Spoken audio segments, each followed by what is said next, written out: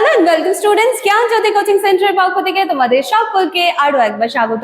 Syllabus আলোচনা হয়ে গিয়েছে। সিলেবাস আলোচনার পর কিন্তু আজকে বলতে পারো ফার্স্ট দিনের ক্লাস। কাইন্ডলি সিলেবাসটা একটু দেখে নেবে, সিলেবাস নিয়ে যেন কোনো রকম কনফিউশন তোমাদের না থাকে। তো আজকে আমরা আলোচনা করব আধুনিক শিক্ষাবিদ বা মডার্ন এডুকেটার্স নিয়ে কিন্তু আমরা আলোচনাটা শুরু করেছি। আজকে প্রথম দিনে আমরা রুশো নিয়ে আলোচনা করব। তোমাদের সিলেবাসে দেখবে এরকম মডার্ন এডুকেটার্সদের মোটামুটি রয়েছে কিছু নাম রয়েছে এবং প্রত্যেকটা নিয়ে কিন্তু আমি আলোচনা করবো। এবং এই প্রত্যেকটা আলোচনার ভিডিও পেতে গেলে তোমাদেরকে কি করতে হবে? চ্যানেল সাবস্ক্রাইব করে রাখতে হবে, পাশে থাকা বেল আইকন প্রেস করে অল করে রাখতে হবে। চলো দেখো, এখানে দুটো কন্ট্যাক্ট নাম্বার তোমরা দেখতে পাচ্ছ। ইভেন আমার ভিডিওর নিচে ডেসক্রিপশন বক্সেও তোমরা সেম নাম্বার দুটি কিন্তু দেখতে পাবে। তো এই নাম্বার দুটি হলো আমাদের জ্ঞানজ্যোতি কোচিং সেন্টারের অফিসিয়াল হেল্পলাইন নাম্বার। যে কোনো একটি নাম্বারে কল করে আমাদের সাথে তোমরা যোগাযোগ করে নিতে পারছো। সেটা তোমাদের কোর্স ফি নিয়ে হোক, সেটা আদার কোনো কোয়ারিজ অর ডাউটস থাকলে সেটা নিয়েও কিন্তু আমাদের সাথে আলোচনা করে নিতে পারো।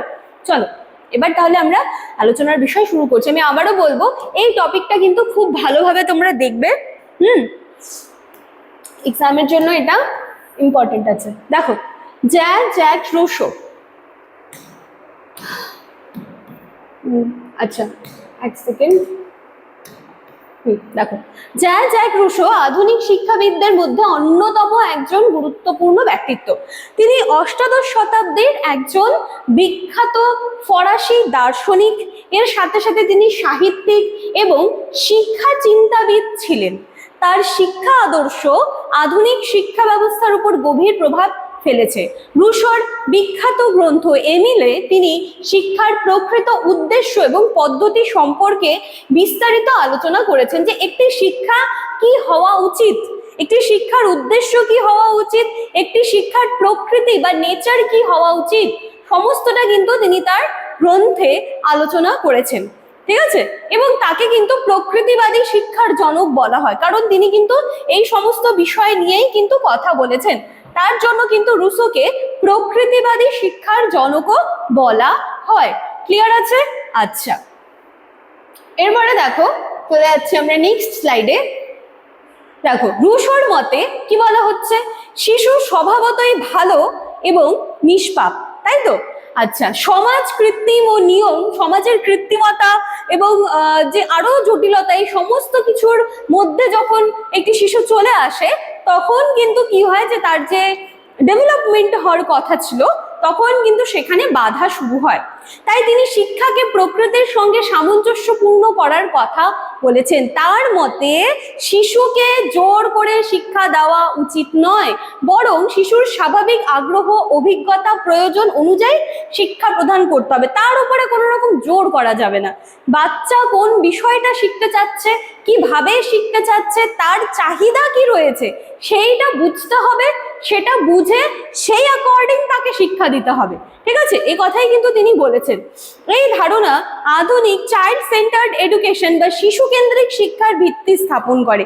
এবার শিশু কেন্দ্রিক শিক্ষা সম্পর্কে মোটামুটি ক্লাস 11-এ কিন্তু আমরা পড়েছি শিশু কেন্দ্রিক শিক্ষা, শিক্ষক কেন্দ্রিক শিক্ষা। তাহলে এই যে কথাগুলো এখানে আমরা দেখতে পাচ্ছি, পুরোটাই কিন্তু চাইল্ড সেন্টার্ড এডুকেশনের দিকে কিন্তু নির্দেশ করছে। ঠিক আছে, যে যেখানে কিন্তু বাচ্চা থাকবে, ওখানে হচ্ছে মানে সেন্টার অফ দি অ্যাট্রাকশন। সে কি চাচ্ছে, কিভাবে পড়তে চাচ্ছে, কোন বিষয়টাকে কিভাবে বুঝতে চাচ্ছে, তার এক্সপিরিয়েন্স কি ছিল, সমস্ত কিছুর উপর বেস করে কিন্তু তাকে শেখাতে হবে। তাকে জোর করে কিছু শেখানো যাবে না। রুশো শিক্ষাকে 3টি ভাগে ভাগ করেছেন। ঠিক আছে, প্রকৃতি, মানুষ এবং বস্তু দ্বারা শিক্ষা। তিনি মনে করেন যে প্রকৃতির কাছ থেকেই কিন্তু শিশু সব থেকে বেশি শিক্ষাটা লাভ করে থাকে। তাই বিদ্যালয়ের কঠোর নিয়মের পরিবর্তে মুক্ত পরিবেশে শিক্ষার উপর কিন্তু তিনি বেশি জোর দিয়ে থাকেন। বই ভিত্তিক শিক্ষার যে অভিজ্ঞতা ভিত্তিক শিক্ষাকে তিনি সবসময় কিন্তু কি বলবো যে মানে বেশি গুরুত্ব দিয়েছিলেন। তো রুশোর শিক্ষা দর্শনের একটি বড় বৈশিষ্ট্য হচ্ছে লার্নিং বাই ডুইং, মানে হচ্ছে কাজের মাধ্যমে শেখা। তুমি যতই মানে বলছে যে এখানে বলছে শিশু নিজের অভিজ্ঞতা থেকে শিখবে এবং সেই যে ও যে তার এক্সপিরিয়েন্স থেকে শিখছে সেটা কিন্তু দীর্ঘস্থায়ী হবে। ঠিক আছে, সেটা দীর্ঘস্থায়ী হয়। তো এই হচ্ছে পুরো বিষয়। তো সুতরাং রুশো আধুনিক শিক্ষার ইতিহাসে একটি যুগান্তকারী ব্যক্তিত্ব। শিশু স্বাধীনতা বলো, শিশুর বিকাশ বলো বা অভিজ্ঞতা ভিত্তিক শিক্ষা, সমস্ত কিছুর ওপর তিনি যে গুরুত্বটা প্রকাশ করেছিলেন বা তিনি যে কথাগুলো বলেছিলেন সেটা কিন্তু এখনো আধুনিক শিক্ষা ব্যবস্থা সেটা কিন্তু এখনো কাজে লাগে, তাই না? তো বর্তমান শিক্ষা ব্যবস্থা তো আমরা দেখতেই পাচ্ছি যে সেটা কিন্তু আর শিক্ষক কেন্দ্রিক নেই, শিক্ষার্থী কেন্দ্রিক হয়ে গেছে। তো বাচ্চার উপরে স্পেশালি কিন্তু সমস্ত রকমের সমস্ত বিষয়টা তার উপরেই নির্ভর করে থাকে, তার রুচি আগ্রহ সামর্থ্যের উপরে, এবং সেই কথাই কিন্তু রুশো বলে গিয়েছেন। তো আলোচনার বিষয় আমার এটাই ছিল। দুটো কন্ট্যাক্ট নাম্বার তোমরা দেখতে পাচ্ছ, তোমরা চাইলে আমাদের সাথে কিন্তু যোগাযোগ করে নিতে পারো। চলো দেখা হচ্ছে আবার নেক্সট দিনের ক্লাসে। Thank you.